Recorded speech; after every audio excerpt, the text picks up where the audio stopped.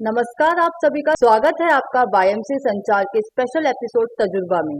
आज हमारे साथ जुड़े हैं मनोज भल्ला जी, जिनका तजुर्बा 20 साल से प्रिंट मीडिया में रहा है और साथ ही साथ उनका राइटिंग में भी एक्सपीरियंस है। उन्होंने काफी शॉर्ट फिल्म और मूवीज पे स्क्रिप्ट लिखी है। हाल ही में उन्होंने एक रीसेंट बुक पब्लिश करी है जिसका नाम है मृत्यु से पहले मुक्ति। Welcome sir. तो सर, मेरा पहला सवाल आपसे ये है कि आपका इस फील्ड में कब से एक्सपीरियंस रहा है और क्या आपको इंस्पायर करता है इस फील्ड से कनेक्ट रहने के लिए? देखिए, ऐसा कि मेरा ना शुरू से एक्चुअली मैं इंटरनेशनल पॉलिटिक्स से मेरा इंटरेस्ट था काफ़ी ज़्यादा, और मैंने पॉलिटिकल साइंस ऑनर्स किया है। तो मुझे शुरू से ही पॉलिटिक्स और जर्नलिज्म का एक शौक था। तो मेरी जो है, मैं समझता हूँ कि अगर मेरी जर्नलिज्म की जो जर्नी शुरू हुई है वो पॉलिटिक्स से शुरू हुई है। तो मैं जब छोटा था, मतलब 12वीं में या फर्स्ट ईयर में, उससे पहले ही मुझे जहाँ पता चलता था कि प्राइम मिनिस्टर कहीं रैली ले रहे हैं, तो मुझसे मेरे पास साइकिल हुआ करती थी, मैं साइकिल लेके तोड़ के जो है ना वहाँ चला जाया करता था। और रोहिणी के अंदर मैं बताऊं कि मेरे पिताजी बड़े नाराज हुए थे और फादर ने मेरा थप्पड़ भी लगाया था कि मैं उनकी साइकिल लेके पीवी नरसिंह राव आया हुआ था, तो उनको देखने के लिए चला गया। तो इस तरह से धीरे धीरे जो है, मतलब पॉलिटिशियनों को बिल्कुल करीब से देखने, उनको जानने, और मैं अखबार बहुत पढ़ता था शुरू से, बचपन से मेरी एक आदत थी।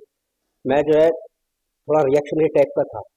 रिएक्शनरी टाइप का मतलब, जैसे मैं बताता हूँ कि मेरी सबसे पहले राइटिंग की शुरुआत जो है, हमारे घर के बाहर एक माता का जागरण हो रहा था और इतना ज़्यादा नॉइज़ था कि मुझे बड़ा गुस्सा आ गया था। तो मैंने क्या कहते हैं जो है ना, उसके ऊपर मतलब आधे पेज का अपनी एक राय लिखी थी। तो उस समय पाठकों के छपा करते थे पत्र, जो आज कल कम हो गया, प्रिंट हुआ। वो पंजाब केसरी में सबसे पहले लगा, क्योंकि पंजाब केसरी के पास ही मैं घर में रहा करता था, दिल्ली में, वजीरपुर में। तो मुझे बड़ा अच्छा लगा और मुझे लगा कि मुझे लिखना चाहिए।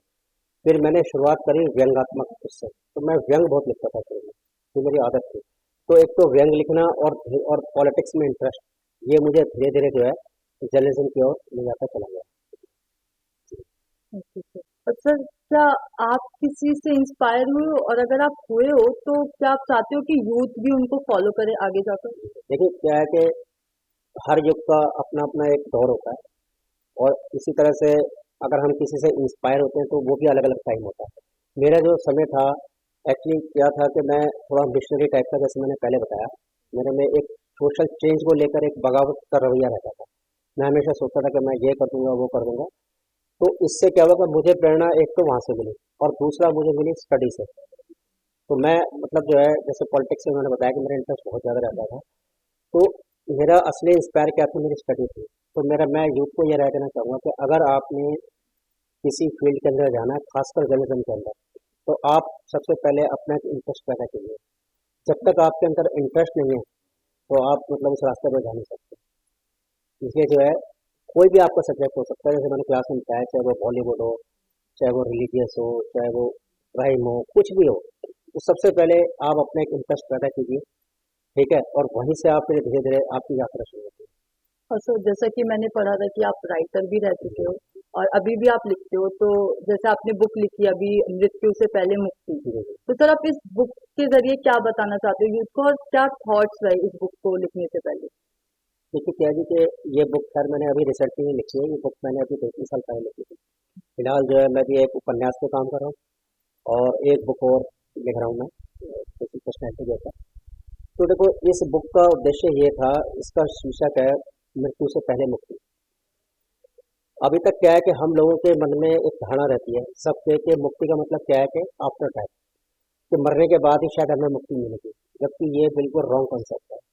मरने का, जीने का, मुक्ति सबसे कोई लेना देना नहीं है। मुक्ति का मतलब है कि जब हम पूरी तरह से अपने अंदर के फ्रस्ट्रेशन से, अपने कष्टों से, दुखों से जब तक बाहर नहीं निकलेंगे, तब तक मुक्ति का सवाल ही पैदा नहीं होता।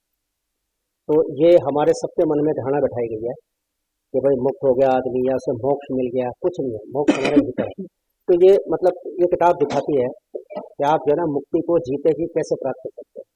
आपको खुशहाल जीवन जीना है, जैसे मान लो मेडिटेशन है, तो उससे सारे कॉन्सेप्ट वही ले जाते हैं हमें।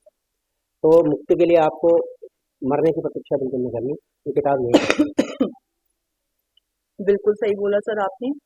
और सर, जैसे आपने बहुत सी पब्लिकेशंस में भी काम करा है, तो कुछ ऐसे इम्पोर्टेंट फैक्ट जो कि यूथ के लिए बेनिफिशियल हो? देखिए, मैंने जहाँ भी काम किया, मैंने वहाँ एक एक्सपीरियंस सीखा, खासकर रिपोर्टिंग में, जो लोग रिपोर्टिंग में बच्चे आना चाहते हैं। तो मेरा मानना है कि आप एक तो फैक्ट पर ज़्यादा ध्यान दीजिए। और सबसे बड़ी बात है कि आप जितने सोर्स मजबूत बनाएंगे उतने ही अच्छे जर्नलिस्ट बन सकते हैं। तो शुरू में क्या होता है कि मोस्टली कॉमन हमने देखा है कि बच्चे जाते हैं, और जैसे हमारे साथ भी कई लोग थे, फटाफट गए, जैसी खबर मिले फटाफट छाप के उन्होंने काम खत्म कर दिया। ऐसा नहीं है। आपका पर्पस ये होना चाहिए कि आप जो भी आपको बीट मिले, ठीक है, चाहे वो क्राइम की बीट हो सकती है, चाहे हॉस्पिटल की बीट हो, पब्लिक चाहे वो एडमिनिस्ट्रेशन की हो, सेक्रेटरीट हो, कुछ भी हो सकता है वो, है ना, एग्रीकल्चर भी हो सकती है, एजुकेशन भी हो सकती है। तो आप सबसे पहले एक साल पूरी मेहनत करें अपने पक्के सोर्स बनाने में, क्योंकि आप सोर्स बना लेते हैं तो आप बड़े लंबे समय तक रियलिज्म में पारी खेल सकते हैं।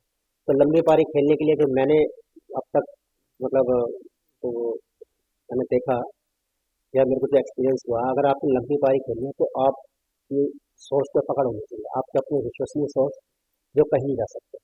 हाँ सर, रिलायबल सोर्सेज जैसे बिल्कुल बिल्कुल, इंफॉर्मेशन लेंगे वो तो बहुत कंपल्सरी आइडियाज उतनी अच्छे डेवलप होंगे। है। तो सर नेक्स्ट क्वेश्चन है कि आपने जैसे सुबह ही जब आप स्टूडियो में आए थे हमारे, आपने बोला कि आज की यूथ इलेक्ट्रॉनिक मीडिया पे ज्यादा शिफ्ट कर दी है और प्रिंट मीडिया को छोड़ती जा रही है। तो सर ऐसा क्या करना चाहिए कि यूथ प्रिंट मीडिया पर भी फोकस करे इलेक्ट्रॉनिक मीडिया के साथ देखो, साथ? सवाल सवाल फोकस की नहीं है। ये एक क्रेज है जो आजकल के युवाओं में, और ये आजकल नहीं, ये हमारे दौर में भी आज से 10-15 साल पहले भी एक युवाओं में क्रेज होता था कि हमें इलेक्ट्रॉनिक मीडिया में जाना है।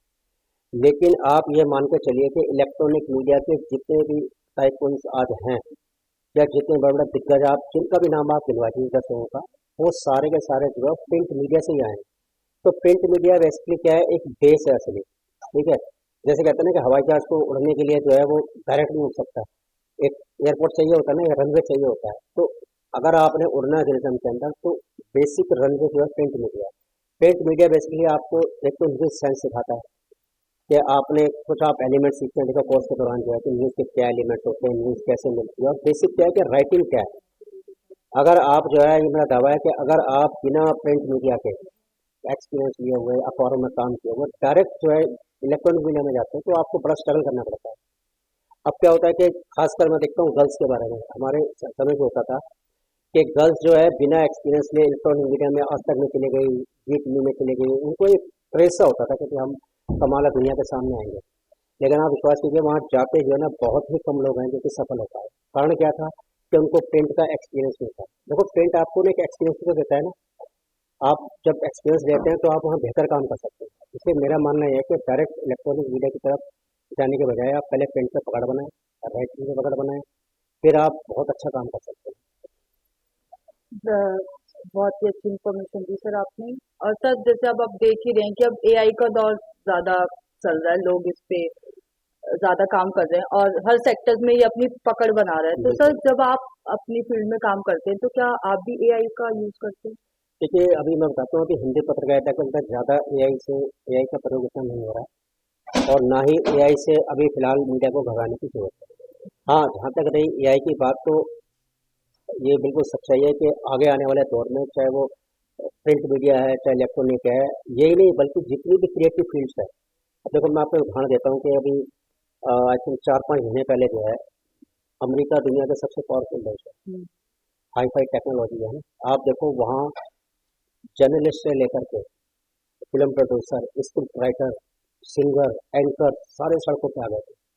किसके खिलाफ? एआई के खिलाफ। अब किस लिए आया कि उनको ये लगा कि अगर सारी चीज जो है एआई टेक्नोलॉजी से होने लगी तो हम लोगों को क्या होगा, ठीक है। तो कहने का मतलब ये है कि एआई एक चुनौती तो बन रहा है, लेकिन फिलहाल अभी प्रिंट मीडिया को ना हम अभी थोड़ा सा अभी समय लगेगा। तो हालांकि ऐसी बात नहीं है, थोड़ी टेक्नोलॉजी अच्छी भी है। जैसे कि थोड़े दिन पहले देखो आप अगर अपने तो नरेंद्र मोदी जी ने बड़ी अच्छी बात कही कि भाई एआई का दौर है लेकिन हमें इसको सावधानी से यूज़ करने की जरूरत है। ये सेम वही बात है जैसे एक समय इलेक्ट्रॉनिक मीडिया और सोशल मीडिया का बूम आया था, तो लोगों ने कहा था कि हमें ये जितने भी टूल्स है कम्युनिकेशन के, ये हमारे डेवलपमेंट के लिए है, लेकिन साथ साथ हमें अपना भी ध्यान रखना है। ये नहीं कि हम आदमी खुद ही लड़ने लग जाए, खुद ही खत्म हो जाए। तो हमें इनको अपनी कवर नहीं बनानी है, ठीक है ना। तो खैर मैं देखता हूँ कि भविष्य आगे इतना असुरक्षित नहीं है जितना कि हमें प्रचार किया जा रहा है, कि इतना डराया जा रहा है। प्रिंट मीडिया में फिलहाल ऐसा कुछ नहीं है। हाँ, प्रिंट जो है अभी डिजिटल की तरफ ज़्यादा मूव कर रहा है, तो इसमें कोई इतनी ज़्यादा आवश्यकता भगाने वाली नहीं है। एआई का यूज़ होगा आगे, और अब थोड़ा बहुत होना शुरू हो गया है।